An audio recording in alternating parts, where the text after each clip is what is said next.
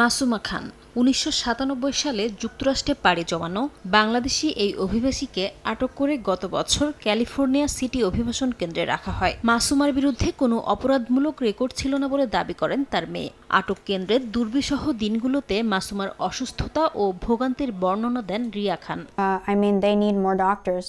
মাকে দেখতে গিয়ে আমি দেখি ফুলে যাওয়া ও আঘাতপ্রাপ্ত পায়ের কারণে ঠিকমতো হাঁটতে পারছেন না। তার শ্বাস নিতে কষ্ট হচ্ছিল এবং শরীর কাঁপছিল। উচ্চ রক্তচাপের রোগীদের শুধু মাথা ব্যথার জন্য টাইলেনল দেওয়া হলেও প্রকৃত চিকিৎসা দেওয়া হতো না। এমনকি আটক কেন্দ্র থেকে কিছু ওষুধ নিজ খরচে কিনতে বলা হয়েছিল।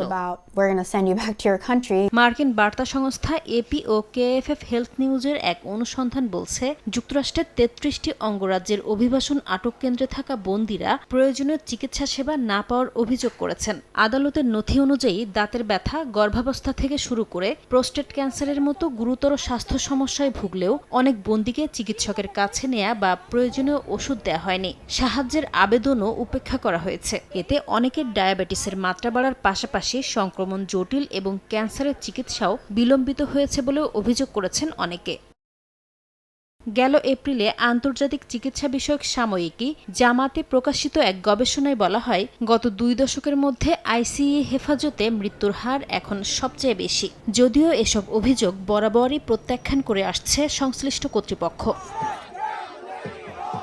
এদিকে নিউ জার্সির ডেলানি হল আটক কেন্দ্র ঘিরে চলমান বিক্ষোভের মধ্যেও নিরাপত্তা নিয়ে নতুন করে আলোচনা শুরু হয়েছে। স্বরাষ্ট্রমন্ত্রী মার্কোয়েন মুলিন জানিয়েছেন, প্রয়োজন হলে তিনি বিমানবন্দর থেকে মার্কিন সীমান্ত নিরাপত্তা বাহিনীকে সরিয়ে ডেলানি হলের নিরাপত্তায় নিয়োজিত করার পরিকল্পনা রেখেছেন। নাসরিন রুমি, সময় সংবাদ।